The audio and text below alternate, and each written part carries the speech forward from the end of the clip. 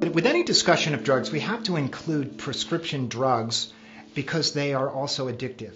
Just because I get them from a doctor, if they're prescribed, and many people that are taking prescription drugs, if their doctor cracks down on them, they'll often go doctor shopping. So if you're doctor shopping, that means you're addicted.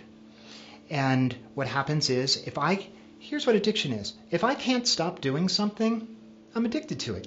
So many times with pharmaceuticals, and they tell you, don't just stop taking this. That means you're addicted to it.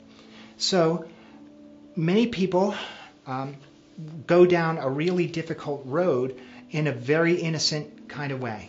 So I had 4 or 5 years sober at one point in my life. I go to the dentist, and because I hadn't dealt with the underlying stuff, I was in a more traditional recovery model back then.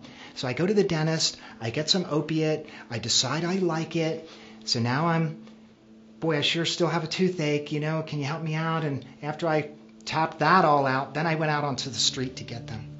And I found a source at the VA hospital, and pretty soon my opiate intake was 100 Percocet every single day. And that started with an innocent trip to the dentist. And now I'm addicted, and that led to heroin and the whole 9 yards.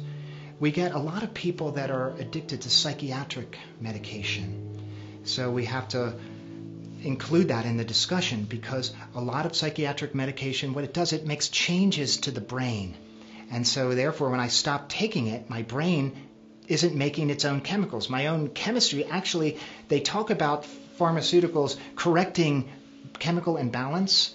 Actually, there's not one bit of evidence to support that. What happens is actually they create chemical imbalance. And if you've been on some pharmaceutical drugs for a while, have tried to get off of them, and you get through the initial detox period, sometimes the protracted detox from some of those drugs can be years. And that means that your brain has changed, and it takes a while for it to get back. So what we found is that going through a holistic protocol can actually accelerate that process of having our brain chemistry return back to normal.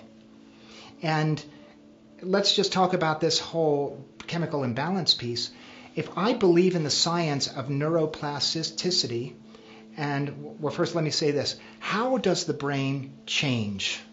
What changes the brain? Like, how does it get out of balance? Well, it gets out of balance. I'll have a chemical imbalance because of what I'm thinking about and because of my experience. Those are the key things that change the brain, outside of a traumatic brain injury, of course. But what changes your brain is what you're thinking about and what you do, because our brains are plastic. They change. They're always adapting, and that's called neuroplasticity.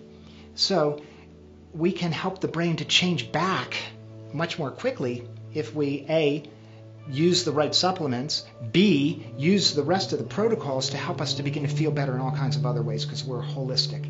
So we found that we can accelerate the process of people getting back into balance after prescription drugs much faster than in a traditional way.